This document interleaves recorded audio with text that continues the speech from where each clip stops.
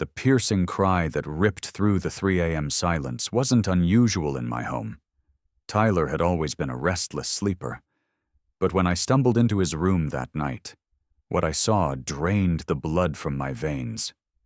My 5-year-old son was convulsing violently, his small body stiff as a board, his lips trembling, eyes rolled so far back I could only see white.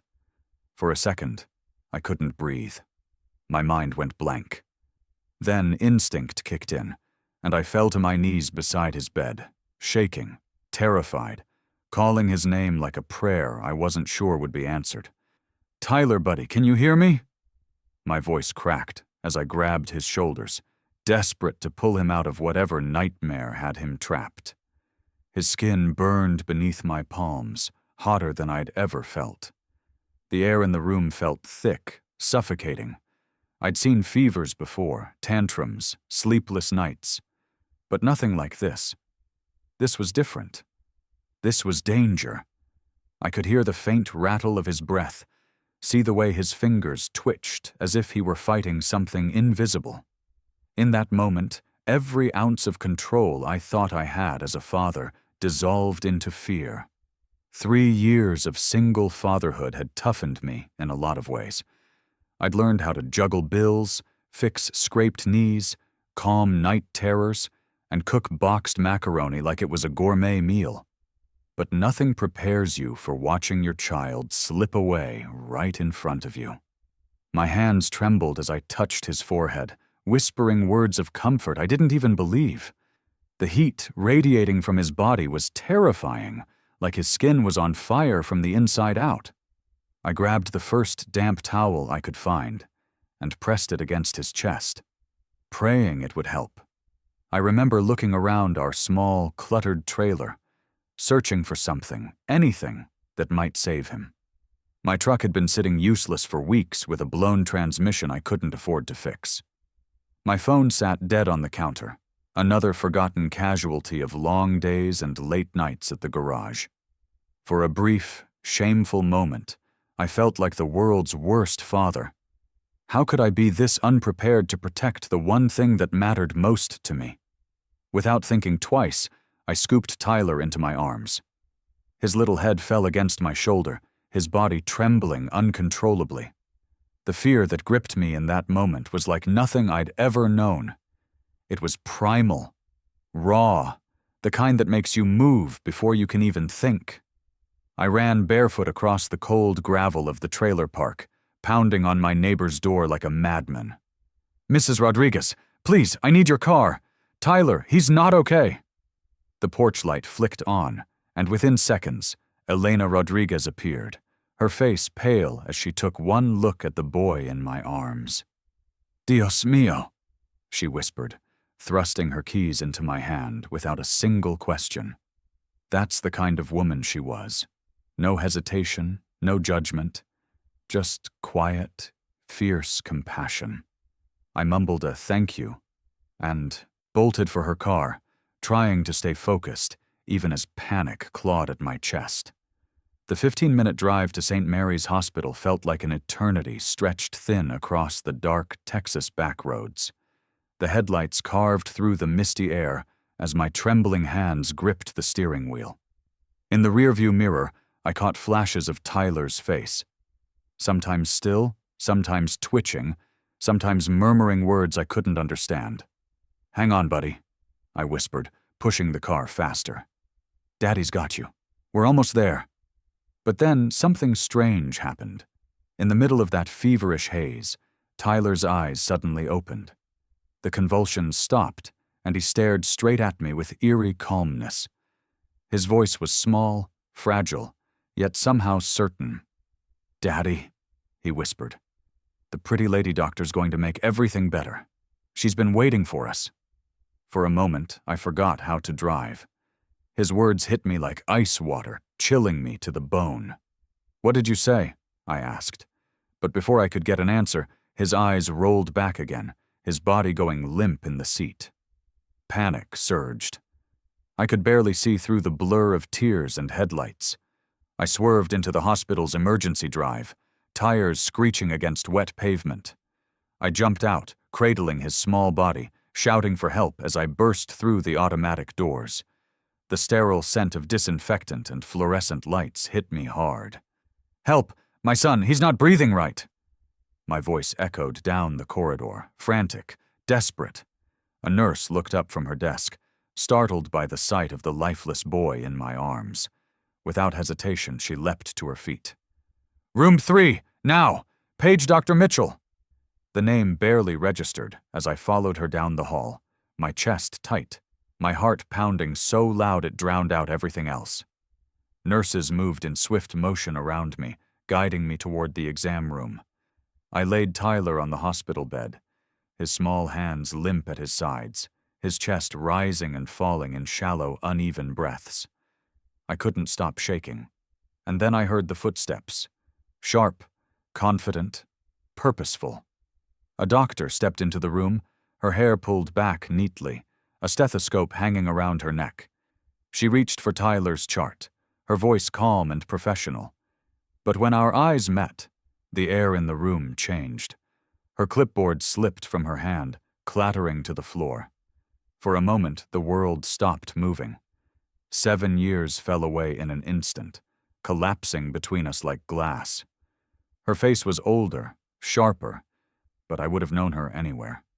The woman standing before me was the same one who had walked out of my life without a word. The woman who left me standing at the altar, broken and alone. My throat tightened. "Sarah?" Her lips parted slightly, the color draining from her face. "Marcus?" she whispered. The sound of my name on her lips after all these years hit me harder than any punch. Neither of us moved. Neither of us breathed. The weight of everything we'd lost, everything left unsaid, filled the space between us like electricity. And then, in the corner of the room, the heart monitor let out a sudden, sharp alarm. Tyler's pulse spiked, his small body jolting under the sheets. Sarah snapped into motion, her hands trembling only for a moment before her training took over. But as I stood there, helpless and terrified, one thought cut through the noise, slicing straight into my chest. Of all the doctors in the world, the one who might save, or lose, my son, was the woman who had already broken me once. The doctor who rushes in to save my son is the woman who shattered my heart 7 years ago. I had imagined this moment 1,000 different ways over the years. Her showing up at my garage door, maybe at a grocery store aisle, or standing in line somewhere. Years of distance folding between us in a few awkward seconds.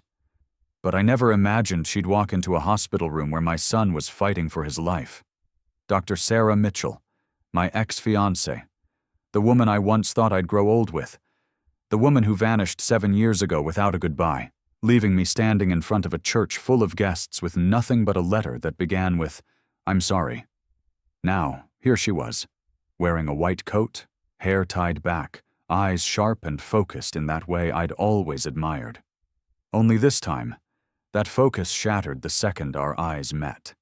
The clipboard slipped from her fingers, clattering to the floor, breaking the silence that had stretched like glass between us. For a moment, she just stared, her lips parting slightly, her face going pale under the harsh fluorescent lights. "Marcus," she breathed. My name left her mouth like a ghost she thought she'd buried. For a heartbeat, I forgot how to speak. The noise of the machines, the nurses, the chaos, it all faded away. All I could see was her, the woman who'd once promised forever and then disappeared like smoke. The ache I thought I'd buried came rushing back, raw and unfiltered. I swallowed hard, my voice barely a whisper. "Sarah." Her eyes flicked to Tyler on the bed, and the air between us snapped back to the present. Her doctor's instincts took over, and I watched the transformation I'd seen years ago during her med school days. The calm precision, the focused authority, the subtle tremor in her hands that she always hid from others but never from me. She approached the bed, stethoscope trembling against her fingers. "Tell me what happened." My throat felt tight. "He was fine when he went to bed. Then around 3 he started shaking, convulsing. His fever spiked fast. He was saying things that didn't make sense, and then he just went limp. Sarah nodded, her expression tightening as she pressed the stethoscope to Tyler's chest. She listened for a long moment, her jaw flexing as if she were biting down on emotion. Her eyes moved over his small frame, her movements both clinical and heartbreakingly tender. When her fingers brushed the side of his neck, she froze. For a split second, I thought she'd found something wrong. Then I saw where she was looking. A small, star-shaped mark just below Tyler's ear. It had been there since the day I took him in, something I never thought twice about. But Sarah's reaction was instant. Her pupils dilated. Her lips parted slightly. The color drained from her cheeks. She looked terrified. "What is it?" I asked quickly, stepping closer. Her gaze flicked up to mine, but her voice came out distant, distracted. "Where did he get that mark?" "He was born with it," I said, frowning. "It's just a birthmark." Sarah didn't respond right away. Her fingers hovered near the mark like she wanted to touch it, but couldn't bring herself to. Finally, she drew in a shaky breath and turned back to her clipboard.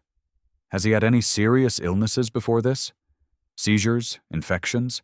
Anything neurological?" "Nothing," I said, forcing my voice steady. "He's had the usual kid stuff. Colds, ear infections, but nothing like this."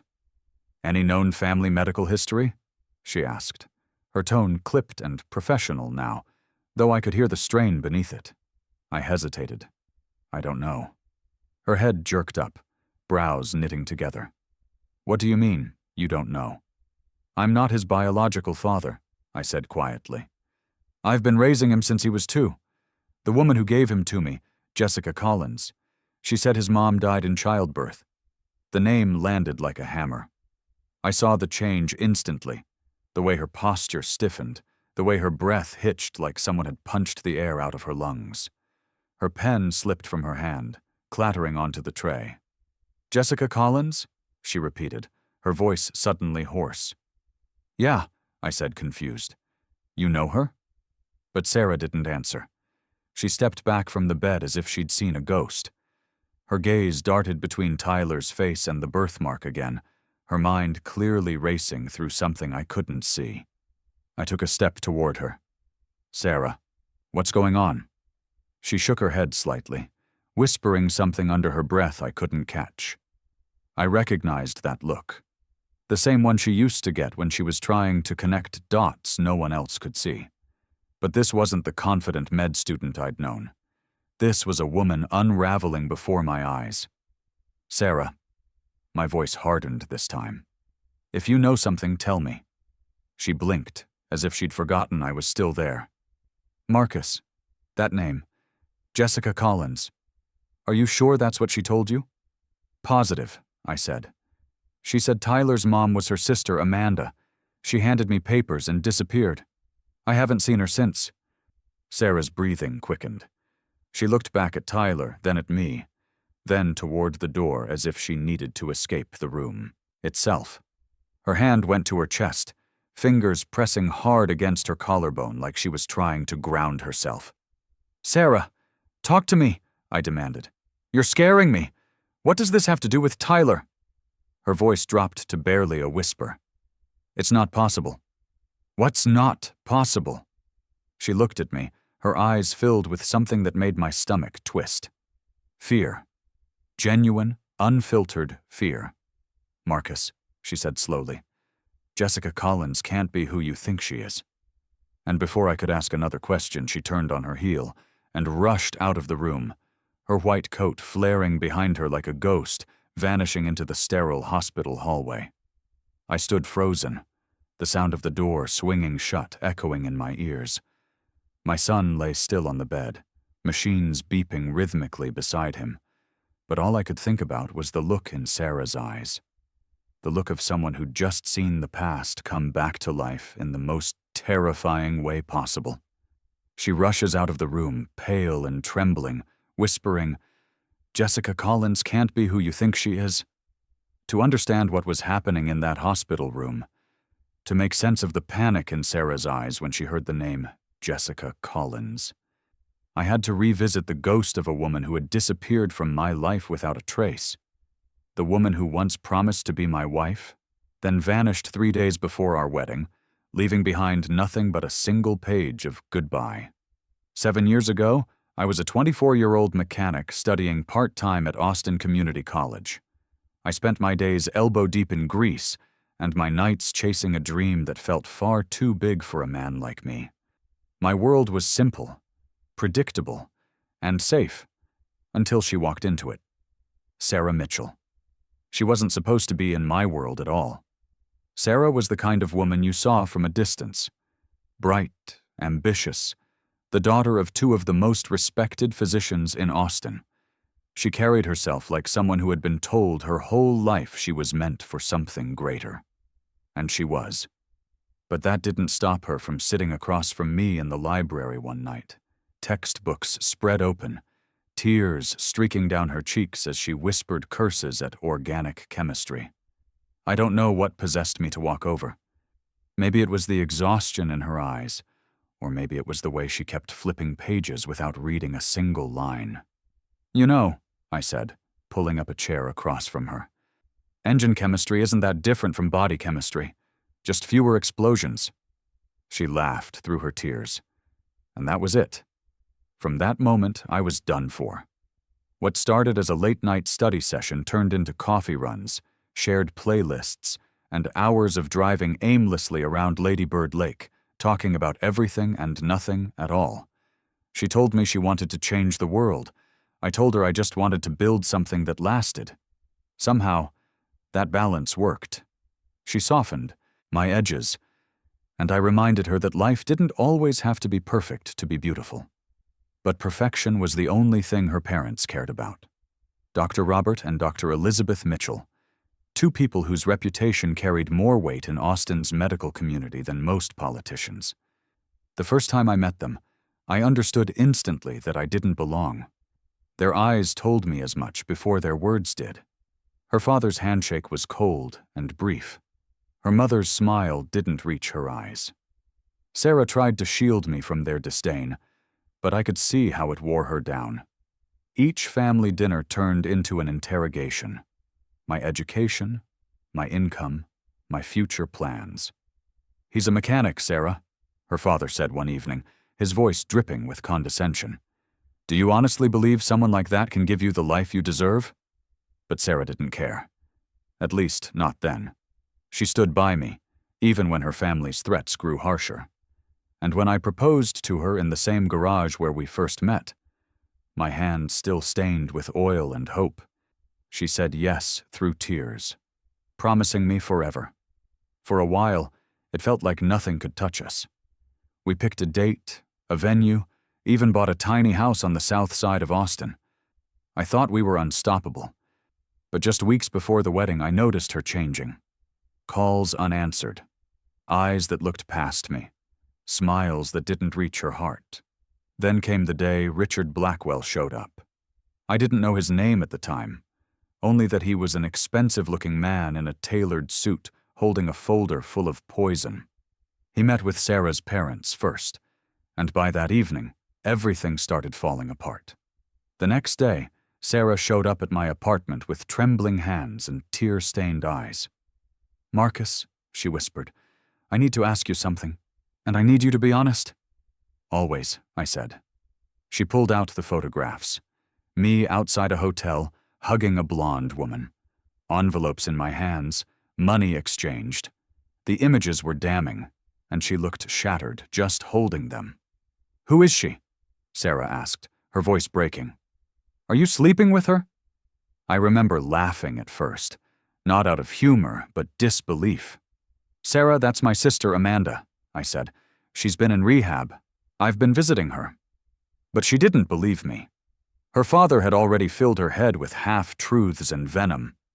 "You took money from her," she said. "You're taking money from people, Marcus. What else have you lied about?" Those words gutted me more than any punch ever could.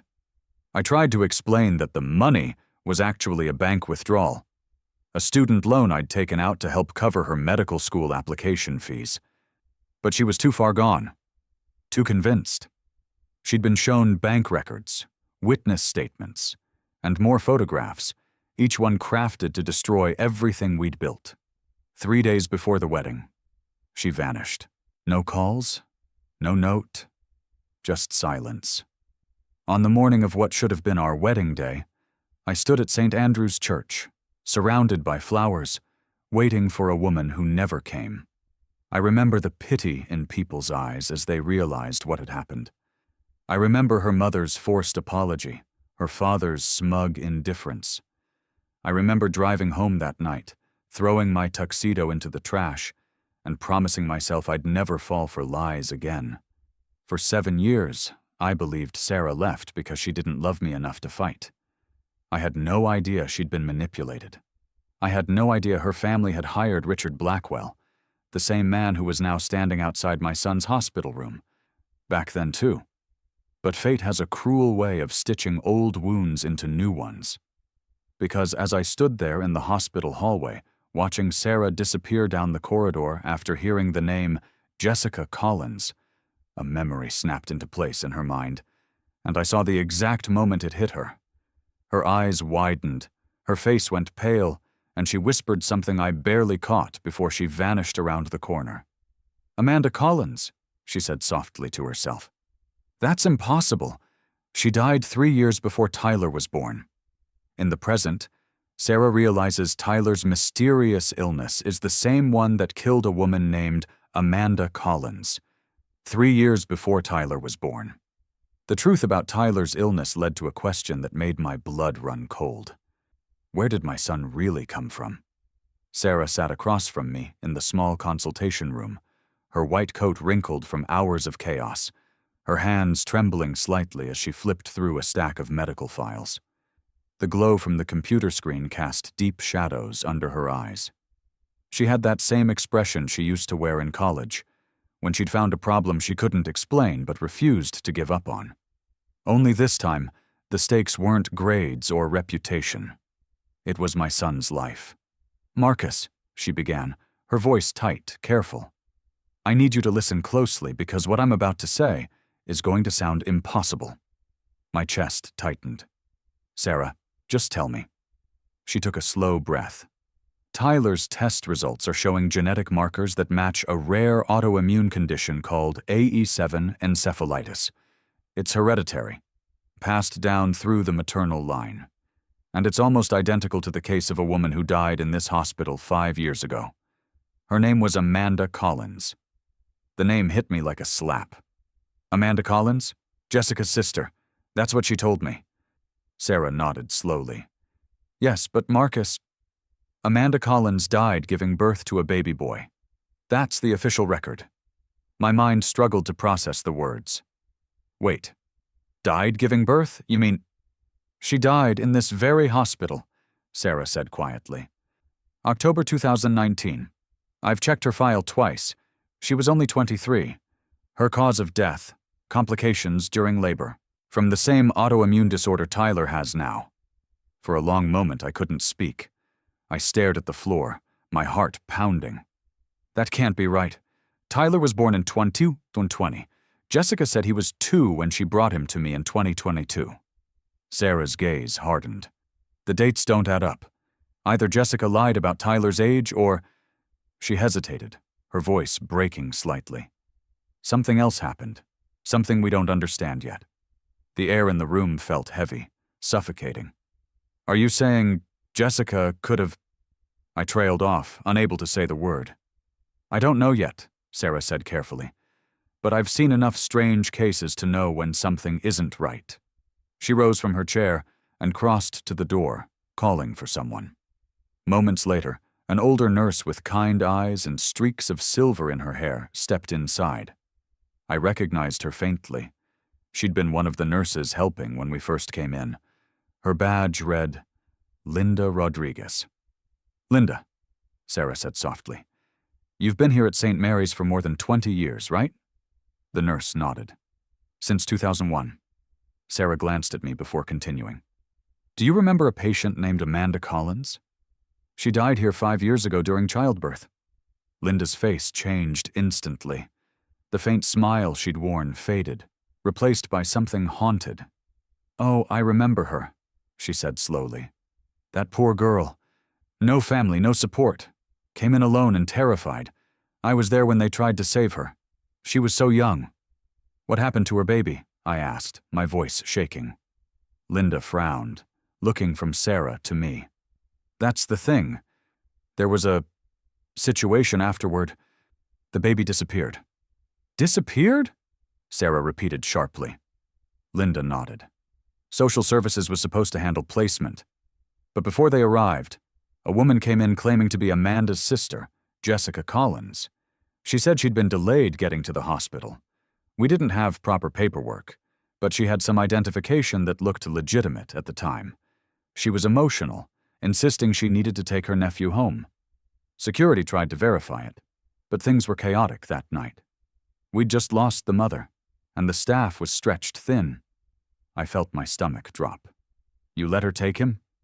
Linda looked ashamed. "I wasn't the one who signed off, but yes, someone released the baby to her. By the time anyone realized the documentation didn't match up, she was gone. We filed a report, but she vanished. No trace. It haunted me for years." The room went silent, except for the faint hum of the overhead lights. I looked between Sarah and Linda, my pulse hammering in my ears. "You're saying Jessica took that baby? The one Amanda died giving birth to? And disappeared?" Linda nodded grimly. "Yes. The police never found her. They assumed she might have taken the child out of state. After a while, the case went cold. I couldn't breathe. My hands trembled as I gripped the edge of the table. "You think Tyler—" Sarah cut in gently. "Marcus, if what Linda's saying is true, Tyler could be that same baby." I felt dizzy, the room spinning around me. Every memory I had of the day Jessica brought Tyler to me came flooding back. The nervous way she looked over her shoulder, the rushed way she shoved the papers at me, the way she kept saying she just couldn't do it anymore. At the time, I'd thought she was scared, overwhelmed, desperate for help. Now I realized she might have been running from something much darker. Sarah rubbed her temples, her voice low. "If Amanda died in 2019 and Jessica took the baby, then Tyler isn't just any child, Marcus. He's Amanda's biological son. And if Amanda Collins was who I think she was—" She trailed off, her expression tightening. "Who you think she was?" I pressed. Sarah hesitated before answering. "When I worked at Boston Medical, I came across Amanda Collins' case file during a research exchange. I remember because of the unique genetic pattern she carried. It matched the autoimmune variant Tyler has now. But here's what's bothering me. Amanda Collins wasn't her legal name on the medical record." My pulse skipped. "Then who was she?" Sarah looked up, her eyes locking onto mine. "Her full name was Amanda Thompson." For a moment, I couldn't breathe. The room blurred. "That's my last name." Sarah nodded slowly, the horror dawning across both our faces. "Marcus, are you saying you had a sister named Amanda?" My throat felt tight. "I did, but she overdosed years ago. She got clean, changed her life, but then she disappeared. I never saw her again. We lost touch after she left rehab." Sarah's hand covered her mouth. "If she changed her name to Collins, it's possible your sister Amanda and Amanda Collins are the same person." The air went still. I stumbled back from the table, shaking my head. No, that's not possible." But deep down, I already knew it was. The timelines fit, the description fit, and that star-shaped birthmark on Tyler's neck, the same mark my sister had just under her ear. A cold dread settled in my chest as I whispered the words that terrified me most. "If that's true, then Tyler isn't just some child I took in. He's my nephew." Sarah's face was pale as paper. "Marcus," she said quietly, "if Linda's memory is right, if Jessica Collins took Amanda's baby from this hospital, then Tyler was kidnapped, which means those custody papers you signed," she looked at me, eyes filled with sorrow, "are meaningless. If Linda's memory is right, Tyler was kidnapped, and the custody papers I signed are meaningless.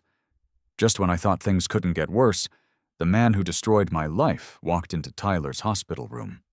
It was late afternoon. The rhythmic beep of the heart monitor had become the sound of my heartbeat itself, a reminder that my son was still fighting. I hadn't slept in nearly 24 hours. My clothes wrinkled, my hands shaking from too much coffee and not enough hope. Sarah stood by the window, her eyes glued to Tyler's chart, trying to make sense of his latest lab results. The air was heavy, filled with the sterile smell of antiseptic and tension. Then the door creaked open. "Mr. Thompson?" a smooth, unfamiliar voice said from behind me. I turned, and the second I saw him, my stomach dropped. He was tall, sharply dressed in a charcoal suit that probably cost more than my monthly rent. His dark hair was slicked back with precision, and his expression was one of calm control. But it wasn't his expensive suit or smug demeanor that made my skin crawl. It was his eyes. Cold, calculating. The kind of eyes that never looked at people, only through them. "I'm sorry to intrude," he said, stepping into the room as if he owned it. "My name is Richard Blackwell. I represent certain concerned parties who have questions regarding this child's custody." Sarah's head snapped up at the sound of his name. I saw her face drain of color instantly, her hand tightening around Tyler's chart. "Richard," she whispered, her voice trembling. He turned to her with a faint smirk. "Dr. Mitchell, what an unexpected reunion. You're looking well." "Get out," she said quietly, her tone shaking more from anger than fear. I looked between them, confused. "You know this guy?" She didn't answer. She didn't have to. The look on her face told me everything. This wasn't just a stranger. This was a ghost from our shared past. The man who had once single-handedly destroyed both of our lives. Richard ignored her, instead pulling a slim folder from his leather briefcase. "Mr. Thompson?" he began in that measured, polished voice of his. "It's come to our attention that your custody of the boy may not be legally valid." My pulse quickened. "What are you talking about?" He opened the folder, revealing photocopies of the very documents Jessica had given me 3 years ago, the ones I'd signed without question.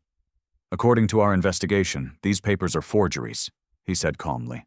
"Falsified signatures, fake notarization, fabricated court seals. Quite sophisticated, actually." I could feel my face flush with anger. "That's impossible. Jessica said everything was legal. She told me she had full custody of Tyler." Richard's smile didn't reach his eyes. "Ah, Jessica Collins. Yes, her name came up in our files. She's quite complicated. Unfortunately, she's been missing for several years, which makes verification difficult." Sarah stepped forward, her voice sharp and filled with fury. "You're lying. You always lie, Richard." He turned toward her slowly, feigning surprise. "I'm afraid you're mistaken, Doctor. I only tell the truth, especially when it's inconvenient for others." "7 years ago," she said, her voice trembling with barely contained rage, "you lied to me. You fabricated evidence, photographs, bank statements. You destroyed Marcus's life and mine. I should have reported you then." Richard's lips curled into a cruel smile. "And yet here we are, Dr. Mitchell, still crossing paths. Funny how fate works." I felt my jaw tighten. My mind flashed back to the last few hours, the confusion, the revelation about Amanda, the fear of losing Tyler. I didn't have room in my world for another manipulator. "I don't know what kind of game you're playing, but my son is sick. Whatever this is can wait." Richard tilted his head, pretending sympathy. "I understand your distress, Mr. Thompson, truly.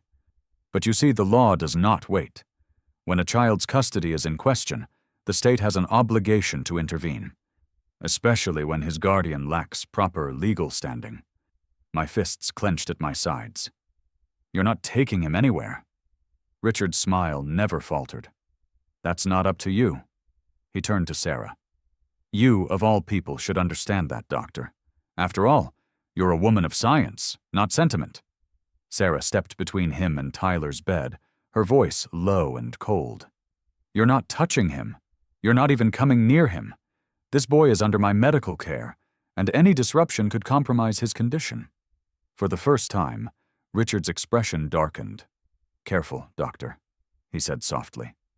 "You wouldn't want your personal involvement to cloud your professional judgment. I'd hate for the hospital board to question your ethics." I looked at him, realization dawning. "You've been digging into us, haven't you?" He smiled faintly. "I do my homework. Mr. Thompson, 32, mechanic, single parent, limited income, vehicle recently repossessed, multiple late utility payments. I'm simply pointing out that raising a chronically ill child requires resources you may not possess." The room fell silent. For a moment, all I could hear was the steady beep of the monitor beside Tyler's bed. Sarah's hands were balled into fists. I could see her struggling to hold back the fury building behind her calm exterior. "Leave," she said finally. "Now." Richard ignored her, reaching into his jacket pocket. "Mr. Thompson, I'm not here to make threats. I'm here to offer solutions. There are families, wealthy, well-equipped families, in Dallas who specialize in caring for children like Tyler. They have medical connections, access to cutting-edge treatments, private facilities." I felt sick to my stomach. "You're talking about my son like he's an object you can trade." Richard gave a small shrug. "I'm talking about what's best for him. I've seen too many cases where good intentions lead to tragedy. You could save him years of hardship." Sarah stepped forward, her voice sharp as glass. "Or you could make another profit off a broken family. Isn't that your specialty, Richard?" He turned his gaze toward her again, his expression tightening, a flicker of irritation breaking through his charm. "Always so dramatic," he murmured. "Perhaps you'd prefer to explain this situation to Child Protective Services yourself? I'm sure they'd be very interested in how a mechanic obtained forged legal custody papers for a child who may have been abducted at birth." My breath caught. Every word he spoke felt like a trap closing around me. Sarah's voice broke the silence, firm and controlled. "Marcus, don't listen to him. He's trying to intimidate you. We'll fix this. Together." Richard's smile widened. Together? How poetic? Then he reached into his briefcase, pulled out a crisp white business card, and placed it on the tray beside Tyler's bed. His fingers lingered there for a moment, tapping the card like a final warning. "If you change your mind, Mr. Thompson," he said quietly, "families in Dallas are ready to take the boy tonight." The air went still. The only sound was the faint hum of the machines keeping my son alive. He hands me a card and says coldly, "Families in Dallas are ready to take the boy tonight." That night, I learned that money, power, and lies were about to cost me everything I loved. I didn't see Sarah again after Richard left Tyler's room. She'd been quiet through the chaos, her face unreadable as she checked Tyler's vitals and adjusted his IV. But I could tell something inside her had shifted. The calm professionalism she carried like armor had cracked. Beneath it was something fierce, personal, and deeply unsettled. When she finally stepped out, I thought she was going to clear her head. I didn't know she was walking straight into the lion's den. Sarah told me later how it happened, but even now I can picture it vividly. The concrete echo of her heels against the dimly lit parking garage, the way her breath misted in the cool night air, and the shadow waiting near the stairwell, leaning casually against a black sedan. "Sarah," Richard's voice echoed off the walls, slick and confident. "I was wondering when you'd come find me." She didn't waste time. "What are you doing here, Richard?" He smiled faintly, like a man savoring a game he knew he was winning. "You make it sound so sinister. I'm here on business. You know how it is. Contracts, clients, obligations. Don't play games with me." Her voice was sharp now, cutting through the empty space. "You're the reason Marcus and I fell apart 7 years ago. You planted lies, fabricated evidence, destroyed lives. And now you show up when his son—" She stopped, corrected herself. "When Tyler is fighting for his life, what do you want this time?" Richard stepped out of the shadows, the dim overhead lights catching the cold gleam in his eyes. "You give me too much credit. I'm just a facilitator. I solve problems for people who can't get their hands dirty." Sarah crossed her arms, her white coat glowing against the darkness. "Who hired you, Richard?" He hesitated just long enough to make her stomach twist. "Your parents," he said finally. "Again." Sarah froze. "You're lying." "Am I?" Richard's grin widened. "They contacted me 6 months ago after you moved back to Austin. They were concerned about your reappearance. They wanted to ensure that your professional reputation and certain personal entanglements didn't interfere with the family image. Old habits die hard, don't they?" Her hands clenched into fists. "You're saying they're still paying you to manipulate my life?" "Not just yours," Richard said smoothly. "Marcus's too." The words hit her like a slap. "What do you mean?" Richard circled her slowly, his polished shoes echoing against the concrete. "Do you really think it was coincidence that Jessica Collins brought Tyler straight to Marcus? A mechanic living in a trailer park? A man who'd lost everything?" "No, Dr. Mitchell. That was me." Sarah's pulse spiked.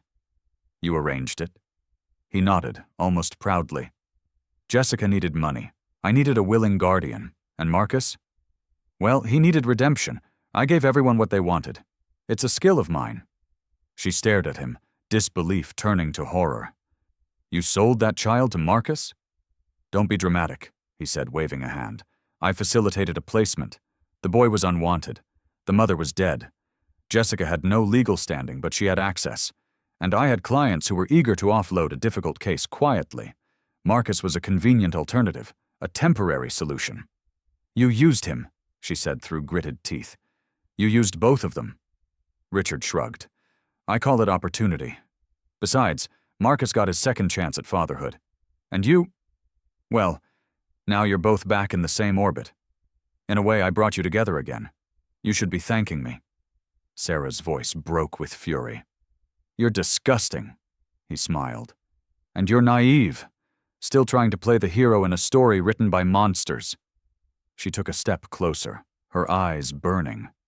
"If you had anything to do with what happened to that child, I'll expose you. I'll go to the police, the hospital board, every medical ethics committee I can find." Richard didn't flinch.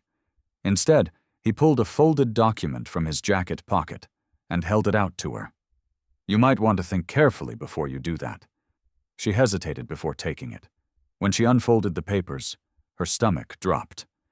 They were copies of hospital logs, prescription records, and an internal complaint file, all bearing her name.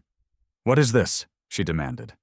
"A record," Richard said calmly, "of your unauthorized access to restricted patient files, your personal connection to a case currently under state review, and your failure to report a conflict of interest involving Marcus Thompson.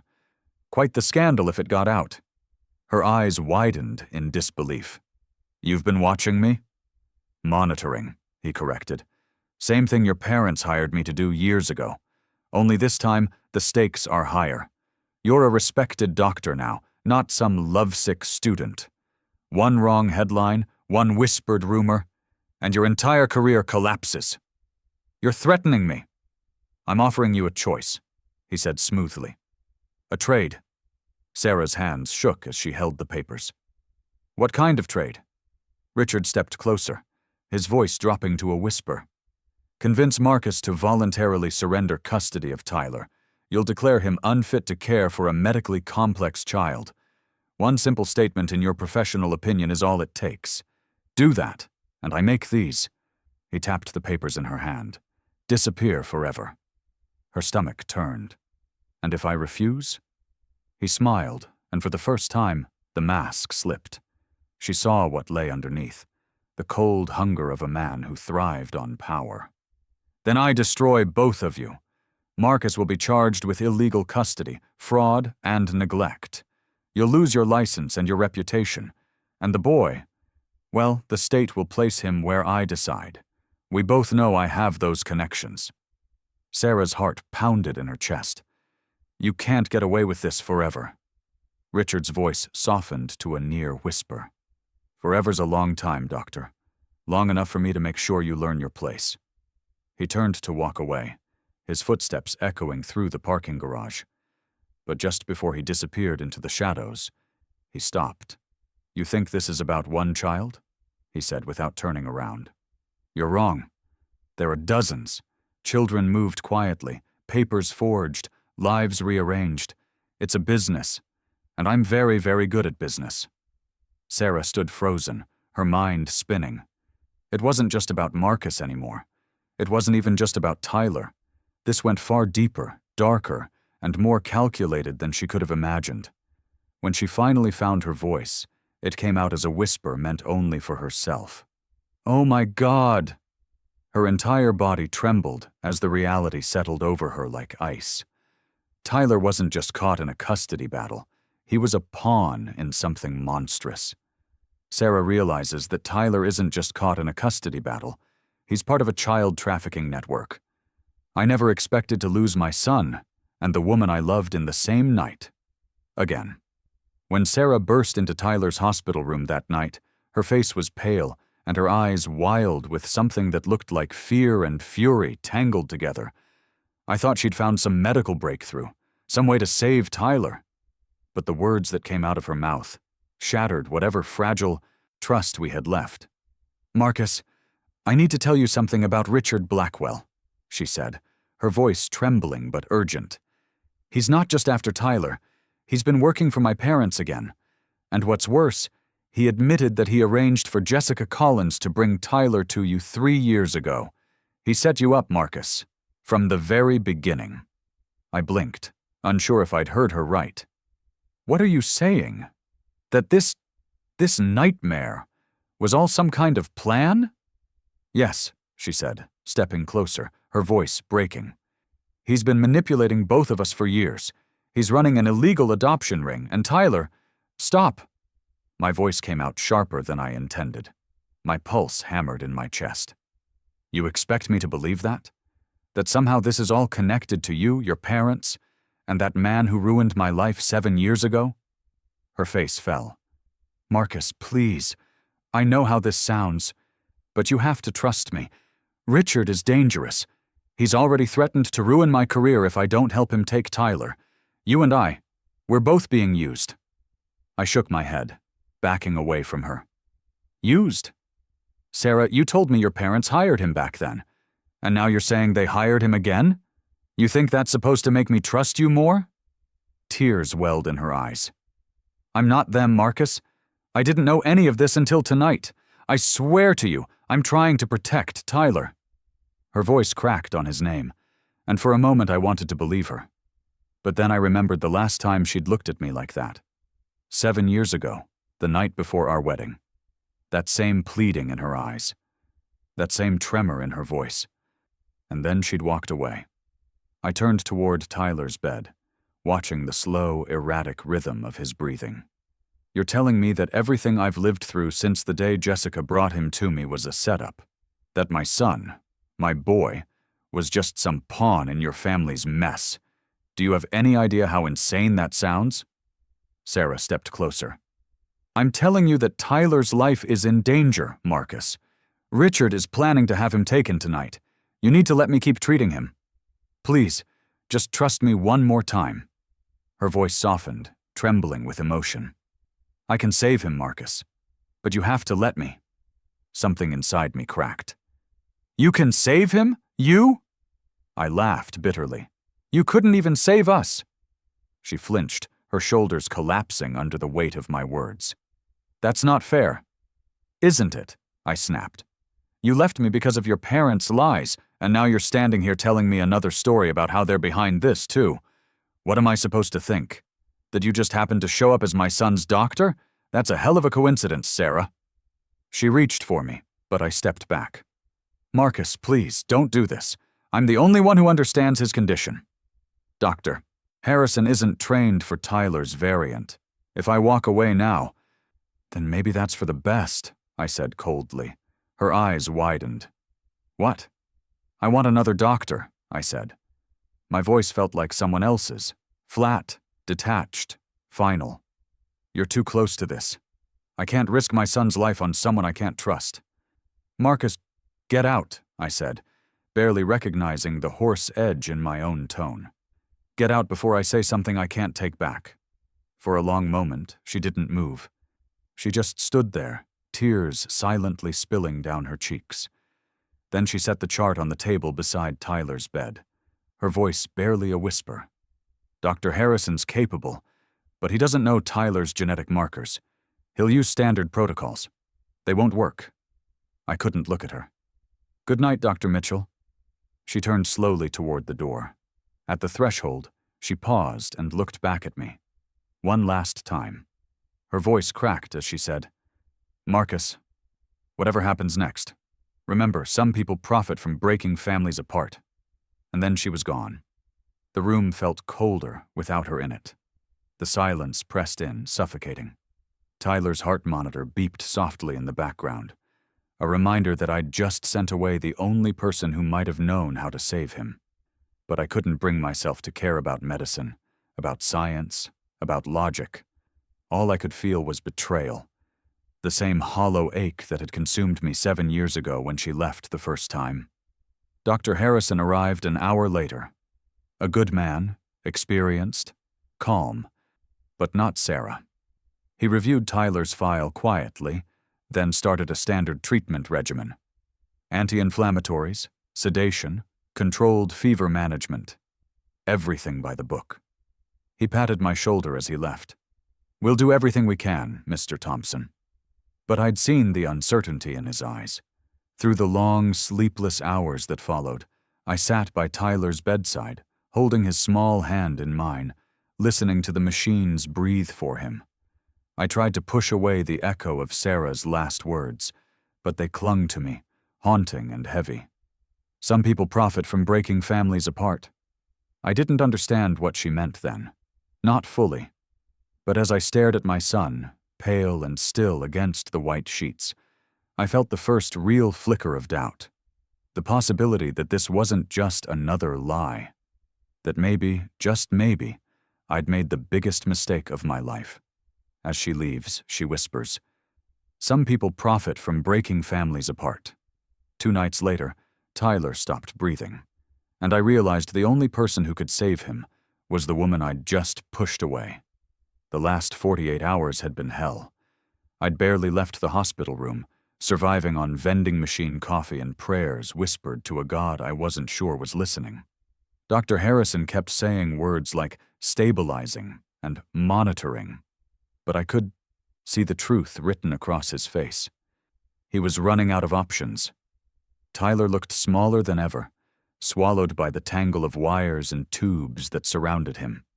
His skin had turned the color of paper, and the faint hum of the ventilator filled the room like a grim metronome, ticking away the seconds of his life. I'd been afraid before, but never like this. Never with the kind of fear that sits in your chest like lead, daring you to breathe. Dr. Harrison stood beside the monitor, frowning. His fever's spiking again. We've increased the dosage, but he's not responding. What does that mean? I demanded, my voice cracking. He hesitated. It means we may be approaching a point where the inflammation is affecting his brain stem. My heart stopped. You're saying, I'm saying we need to prepare for all possibilities, he said quietly. We're doing everything we can. Everything they could, but not everything she could. I turned toward the window, trying to push away the thought. No, I wasn't going to call her.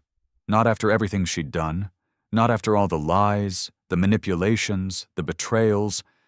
But then Tyler's heart monitor shrieked, one long, piercing tone that sliced through the air. Code Blue, Dr. Harrison shouted. Time fractured.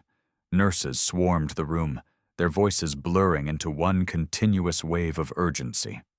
I stumbled back as they lifted Tyler's fragile body, as Harrison started chest compressions, as a nurse prepared a syringe with trembling hands. My son's small chest barely moved beneath the pressure of the doctor's palms. His face was pale, lips tinged blue. The sound of the flatline tore through me like a knife. Come on, buddy, I whispered hoarsely. Don't you dare leave me. After what felt like hours, but was only seconds, the monitor flickered, showing faint movement. Tyler's heart stuttered back into rhythm. Weak, unsteady, but there. Harrison exhaled shakily. He's back, he murmured. But relief didn't come. because even as the machines hummed to life again, I knew the truth. Tyler wasn't going to survive another crash. Not without her. And right on cue, like a ghost drawn to pain, Richard Blackwell appeared in the doorway.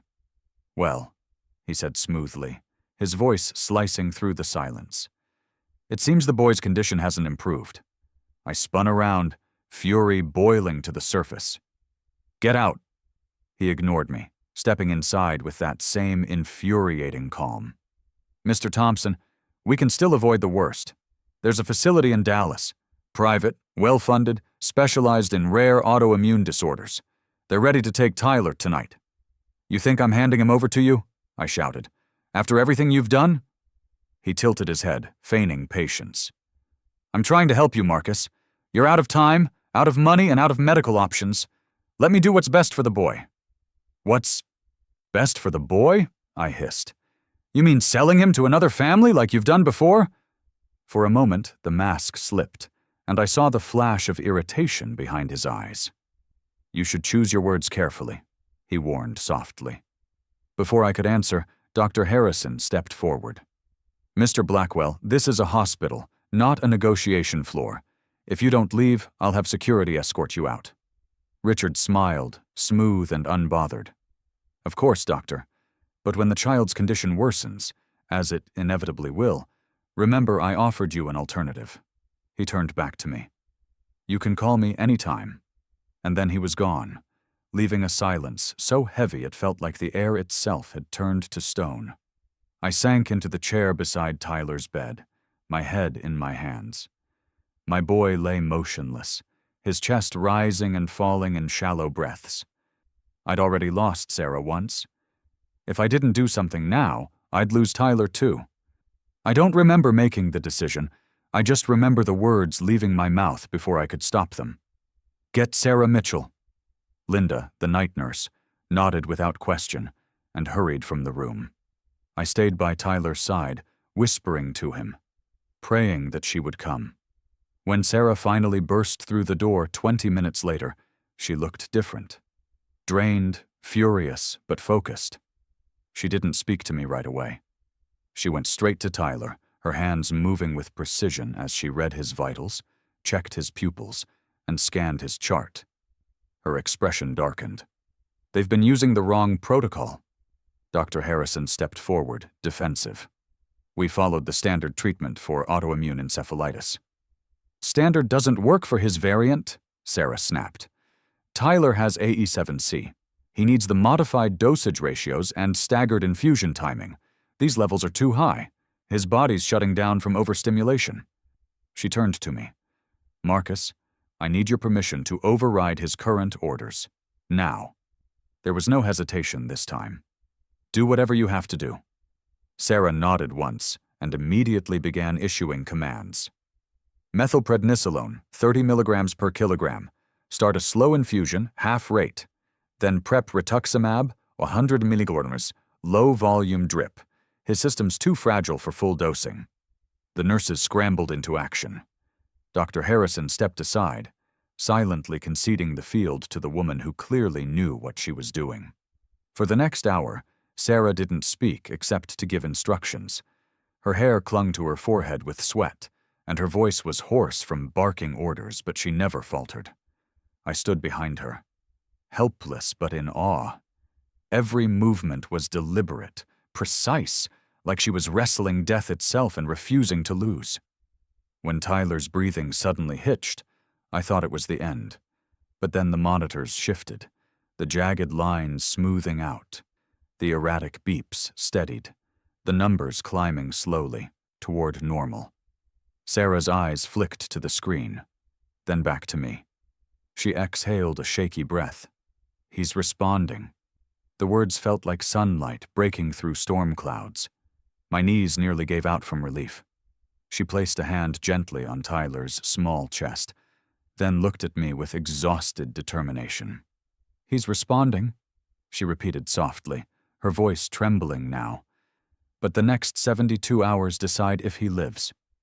As monitors stabilize, Sarah whispers, "He's responding. But the next 72 hours decide if he lives." I thought all my pain came from losing Sarah. But the truth was, someone made sure we never had a chance. By the next morning, Tyler was breathing on his own again. The steady rise and fall of his chest was the most beautiful sight I'd ever seen. Sarah had been right. The modified treatment was working. For the first time in days, the monitors sounded calm instead of desperate. I sat by his bedside, watching his small fingers twitch in his sleep. Every so often, his lips moved, whispering fragments of dreams I couldn't hear. I wanted to believe the worst was over, but the weight in Sarah's eyes told me we were far from safe. She hadn't slept either. Her voice was raw from long hours of orders and explanations, her hands trembling slightly from exhaustion. But there was something else behind her quiet focus now, something deeper. "Marcus," she said softly, her voice barely above a whisper. "I found something." I turned, expecting another medical chart or test result. But what she held wasn't hospital paperwork. It was a worn, yellowed envelope. My name was written across the front in her handwriting. For a moment, I couldn't breathe. "Where did you get that?" Her eyes met mine, filled with confusion and pain. "In my father's old medical archives. When I transferred departments, the hospital sent over some of his files for consolidation. It shouldn't have been there, but it was. And it's not just one letter, Marcus." She reached into her bag and pulled out a small stack of envelopes, dozens of them, all addressed to her, all in my handwriting. My heart stopped. "I wrote those after you left," I said quietly. "For months, I kept sending letters, begging you to talk to me, to let me explain. You never answered. I thought you just didn't care." Her hands trembled as she flipped through them. "I never saw them," she whispered. "My father must have intercepted them. He forwarded my mail through the family practice after I moved to Boston. He must have kept these from me." I watched her carefully tear one open. The paper inside was wrinkled, edges yellowed with time. She began reading aloud, her voice shaking. "Sarah, please, just call me. The woman in those pictures, she's my sister, Amanda. She's been in rehab, and I was helping her get clean. The money in those statements isn't gambling debt. It's a student loan I took out to help with your medical school applications. I would never lie to you. Please don't let them take this from us." Her voice broke. She covered her mouth, the letters trembling in her hands. "Oh my God, Marcus. All those years. I thought you'd betrayed me. I thought you were lying to my face. But it was my father. He did this." The anger I'd buried for years came roaring back, but now it had a target. "He destroyed us," I said hoarsely. "He made you believe I was someone I wasn't. And all that time, he kept you away, because I wasn't good enough for his daughter." Tears streamed down her face as she whispered, "I'm so sorry, Marcus. I didn't know." I took the letters from her gently, flipping through them, my own words staring back at me like ghosts from a life I'd lost. Each one was a piece of my heart, sent into a void I thought had swallowed her whole. For a moment, neither of us spoke. The only sound was the steady beeping of Tyler's monitor and the soft hum of the machines keeping him safe. Then Sarah reached for another letter, pulling it carefully from the envelope. Her eyes scanned the page, and then her expression shifted. Confusion first, then shock. "Marcus," she said slowly, "you mentioned someone here. Amanda Thompson. Your sister?" I frowned. "Yeah. She's the woman in those photos your investigator showed you. I told you she was in rehab. I used to visit her every week until she disappeared." Sarah's hand covered her mouth. "Amanda Thompson? Not Amanda Collins?" Her words sent a chill through me. "What are you saying?" She reached for Tyler's medical chart on the counter, flipping through the records. "Amanda Collins, Tyler's biological mother, died in this hospital during childbirth. But Marcus, her intake file listed her full name as Amanda Thompson. She must have started using Collins, your mother's maiden name, after she left rehab." For a long, frozen second, neither of us moved. The truth was too big, too heavy, too unbelievable to grasp all at once. Sarah whispered, Amanda Collins and your sister Amanda Thompson. They're the same person." The world tilted. My knees nearly gave out. "That means—" She looked up, her eyes wide with the same dawning horror that was spreading through me. "Marcus, Tyler is your sister's son." The words hit like a thunderclap. Every memory, every unanswered question from the last 3 years fell into place. Jessica Collins hadn't chosen me at random. She'd brought Amanda's baby to me because she knew who I was.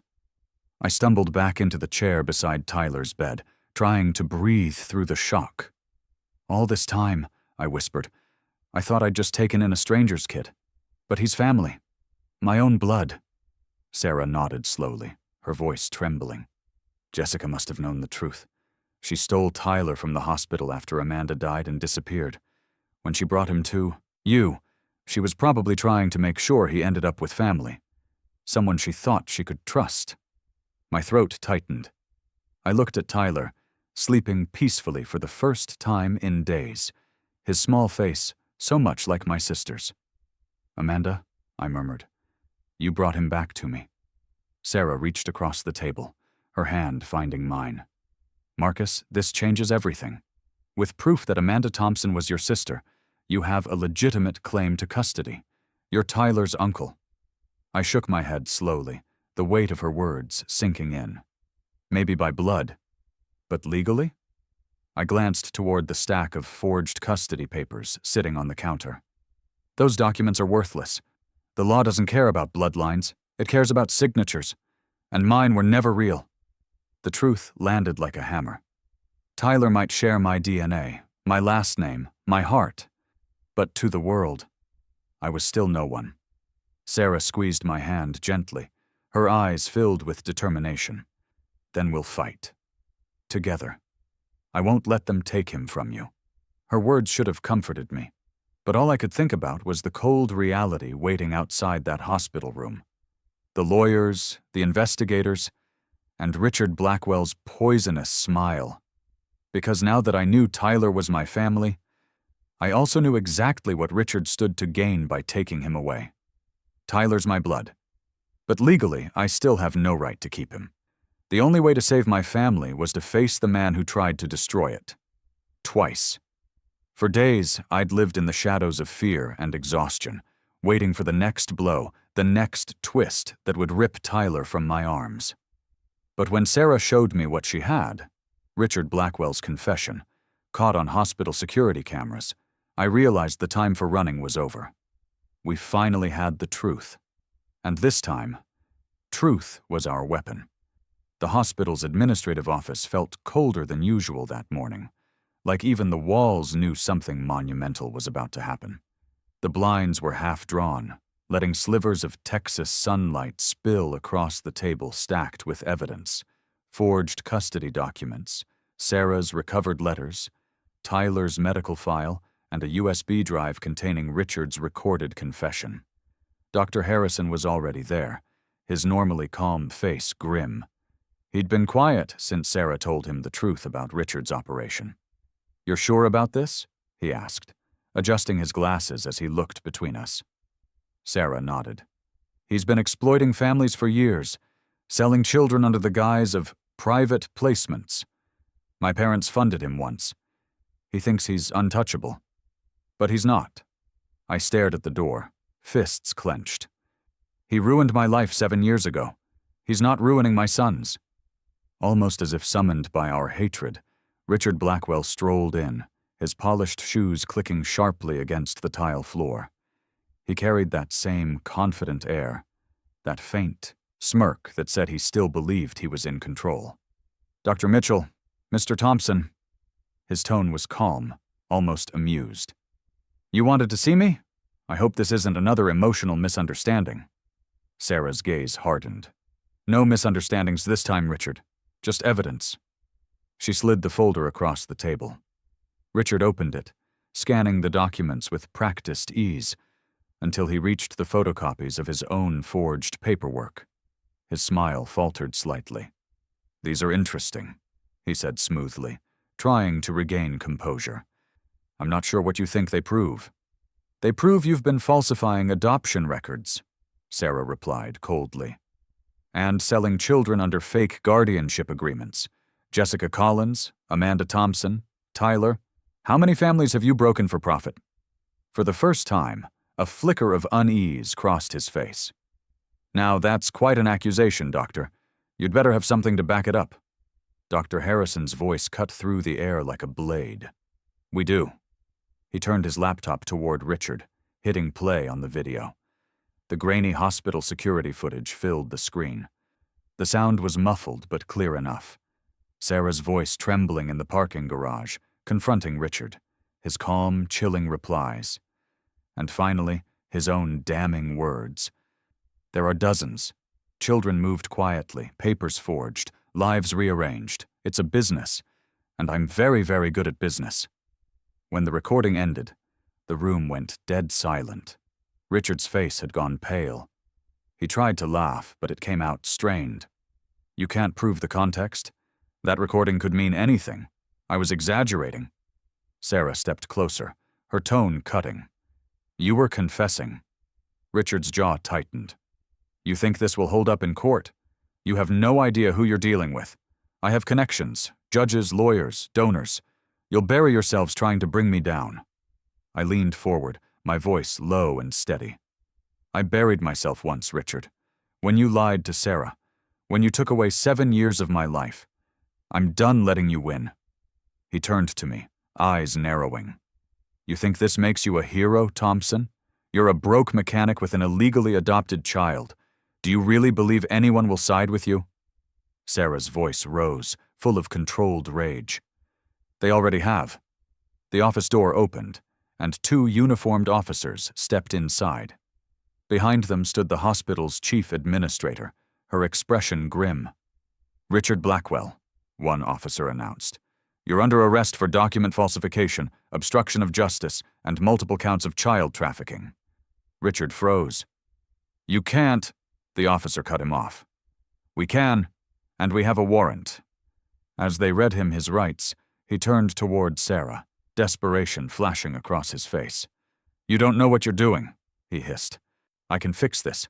I can make those custody papers real. I can make it all go away. Sarah didn't flinch. The only thing going away is you. The officers cuffed him and led him toward the door.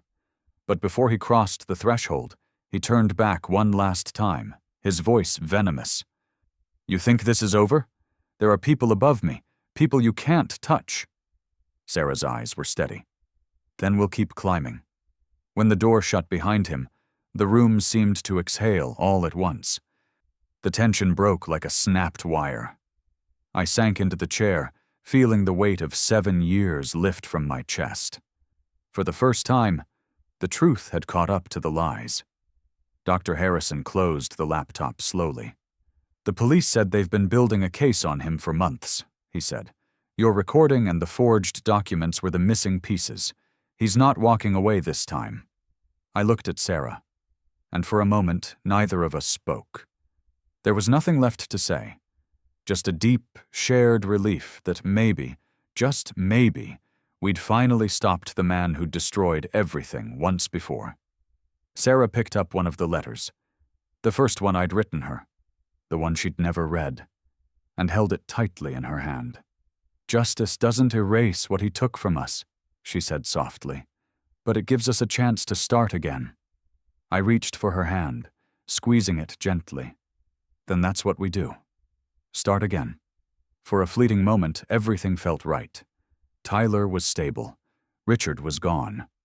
The lies that had haunted us for years had finally been burned to ash. But as Sarah stared out the office window toward the Austin skyline, her expression shifted. No longer relief, but resolve. There's still one more confrontation left, she said quietly. I frowned. With who? Her eyes darkened. My parents. Sarah knows there's still one last confrontation waiting. Her parents. Sometimes, to build a new life, you have to burn the bridges that nearly killed you. The morning Sarah decided to face her parents, Austin felt strangely quiet. The city that usually pulsed with life seemed to hold its breath, as if it too knew what was coming. I offered to go with her, but she refused gently, saying, "This is something I have to do alone." When she left the hospital that day, she wasn't just Dr. Sarah Mitchell, the composed physician everyone respected. She was a daughter carrying the full weight of betrayal, marching toward the people who'd built her entire life on deception.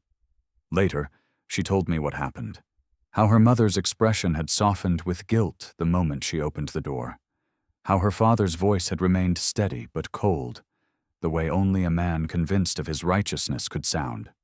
"Sarah, sweetheart," her mother began, "you shouldn't be here, not like this." But Sarah had come prepared. She placed the stack of intercepted letters on the kitchen table, the proof of their manipulation. "You kept these from me," she said quietly. "You made me believe Marcus had betrayed me. You destroyed the man I loved because you thought he wasn't good enough." Her father sighed, leaning back in his chair. "We were protecting you, Sarah. That man would have ruined your career. He had no future." "No," she snapped, the years of restraint finally breaking. "You ruined my future. You took my choice away. You made me live a lie." They tried to defend themselves, to rationalize what they'd done. But Sarah wasn't the frightened medical student she'd once been. She was a woman who'd fought for life in hospital rooms, who'd saved a child with her own hands, who'd faced the man who'd blackmailed her and won. "I'm done letting you control my life," she told them. "Marcus is my family now. Tyler is my family. And the only thing I regret is letting your lies keep me from them for so long." Her father's face went hard. "You're throwing away your name, your legacy." "No," she said softly, standing tall. "I'm creating my own." And then she walked out, leaving behind the mansion, the expectations, the Mitchell name, and every piece of control they'd ever had over her.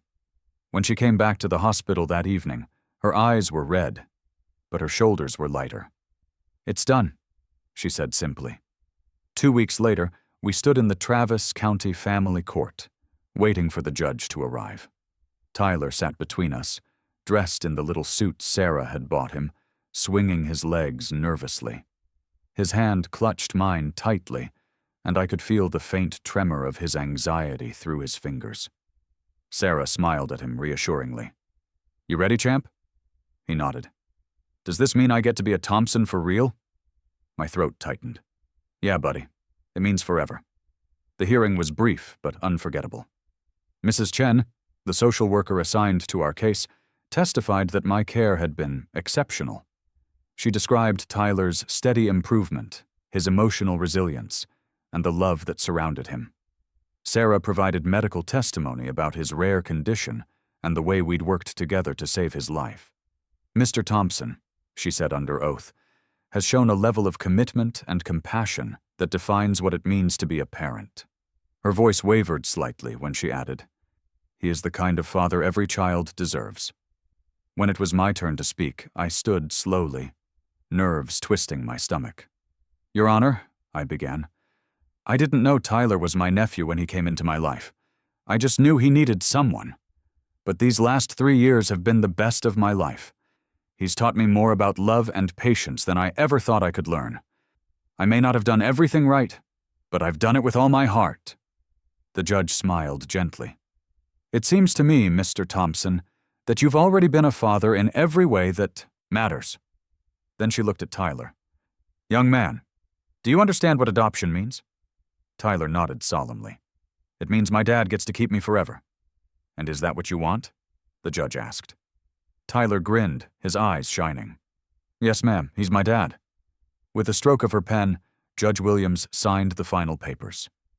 "Congratulations, Mr. Thompson," she said warmly. "Tyler is now officially your son." For a moment, the room disappeared.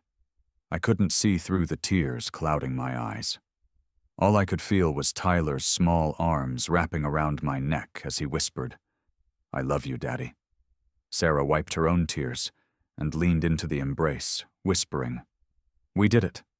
Later that evening, we celebrated at home with pizza and a store-bought cake that Tyler insisted on decorating himself.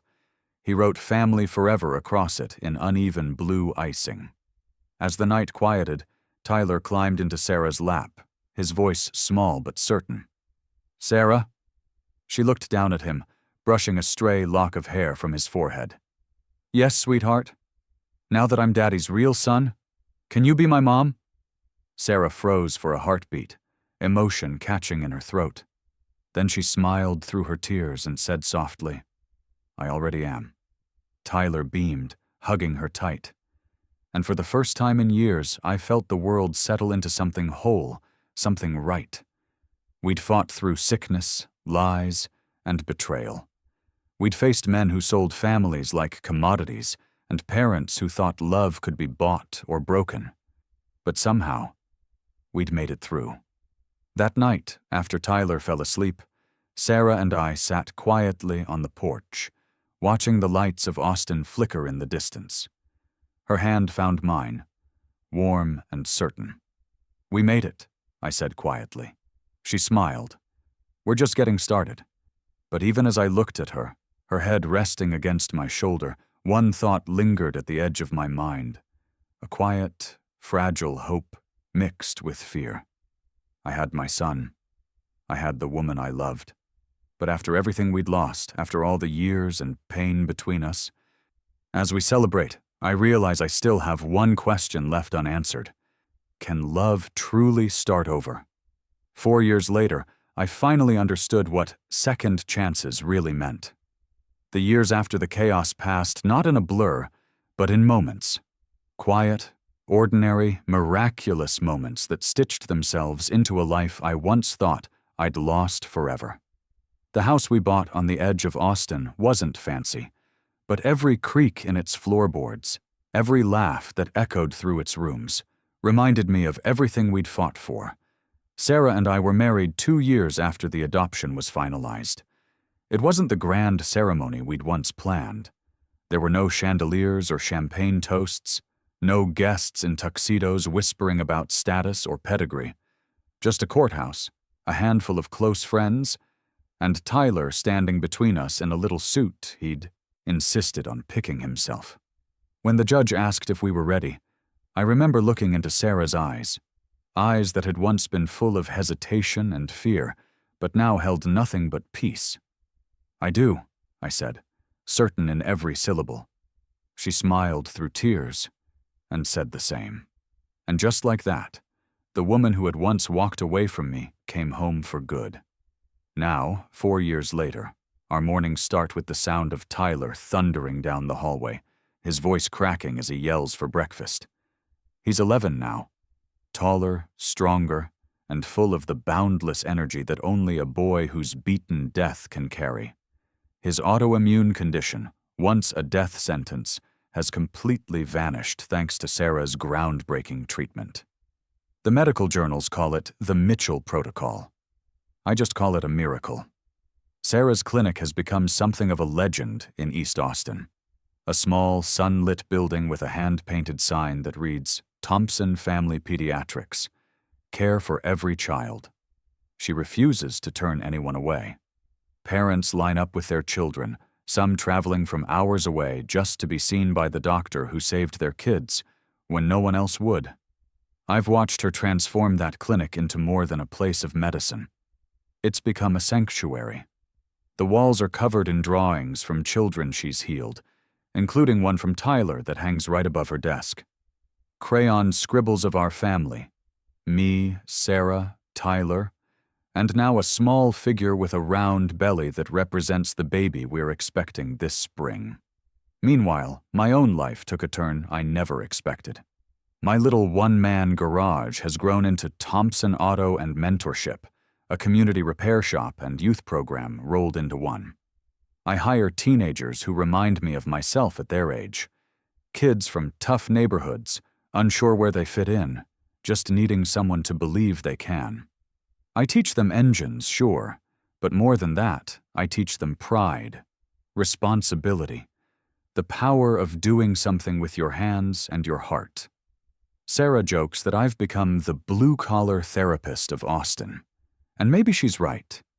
I've seen boys who once came in angry and broken walk out with a trade, a paycheck, and something even rarer, a sense of worth. Every year on the same date, We visit the small cemetery outside the city where my sister, Tyler's birth mother, rests. The first time we went, Tyler was nervous. He'd clutched Sarah's hand tightly, afraid he might cry in front of us. But now, he walks with quiet confidence, carrying fresh flowers he picks himself. He kneels by her stone, Amanda Thompson, beloved mother and sister, and speaks softly. "Hi, Aunt Amanda. It's me again. I'm in middle school now. I got an A in science, and Dad says I'm better at fixing carburetors than he was at my age." He pauses, smiling shyly. "Oh, and Mom says the baby kicks every time she talks, so I think she's going to be a girl." I always stand a few steps back, letting him have his moment. Sarah wipes her eyes every time, her hand resting protectively over her belly. I think she sees herself in Amanda, two women who gave everything to protect the people they loved. Afterward, we always stop at the park for ice cream, because that's what Amanda and I used to do when we were kids. It's our way of keeping her with us. Not through sadness, but through joy. In the evenings, when the day's noise finally settles, we sit on the porch beneath a vast Texas sky that always seems to burn gold before it turns dark. Tyler usually joins us, sketchbook in hand, drawing cars that look half machine, half miracle. He's obsessed with the idea of combining engineering and medicine, of fixing people and cars, as he likes to say. "Maybe I'll invent something that helps doctors and mechanics work together," he said one night, his face glowing in the amber light. "Like a machine that fixes hearts and engines." Sarah laughed softly. "Then you'll be better than both of us." He looked between us, grinning. "I'm already learning from the best." And in that instant, I felt something shift. For years, I'd carried guilt for the life I couldn't give Sarah before. For the years we'd lost. For the pain I couldn't protect her from. But now, looking at her hand resting over our unborn child, and our son sketching his dreams beside us, I understood something deeper. Those years weren't wasted. They were the road we had to take to get here. The wind moved gently through the trees, carrying the sounds of cicadas and far-off laughter from the neighborhood kids playing under streetlights. Sarah leaned her head on my shoulder, sighing contentedly. "Do you ever think about how different things could have been?" she asked quietly. "Every day," I said. "But then I look at you and Tyler and realize this is the only ending that ever made sense." She smiled, her eyes glistening. "It's not an ending, Marcus. It's just the middle of a good story." Tyler looked up from his sketchbook, his voice breaking the soft silence. "You guys are gross when you get all romantic," he teased. Sarah laughed. "Go finish your homework, Mr. Genius." As he ran inside, his laughter echoing through the house, I wrapped my arm around her and looked up at the stars. Those same distant, burning lights that had watched over every storm, every heartbreak, every miracle we'd lived through. For the first time in my life, I didn't wonder what came next. I just felt the quiet certainty that we were exactly where we were meant to be. Sometimes love doesn't come easy. Sometimes it burns, it breaks, it tests everything you are. But if you fight for it, if you believe in it long enough, it finds you again. It finds you in the sound of a child's laughter, in the warmth of a home built from forgiveness, in the arms of the one who never stopped being your beginning. And as I sat there beneath the Texas night sky, listening to Sarah's heartbeat beneath my hand and the faint kicks of the life we'd created together, I finally understood the truth. Love doesn't just find a way. Sometimes it comes home to stay. If this story touched your heart, don't just scroll away. Share it with someone who still believes in second chances. Subscribe for more real, emotional stories that remind us family isn't always about blood. It's about love that never gives up. And tell me in the comments, do you believe love can truly find its way home?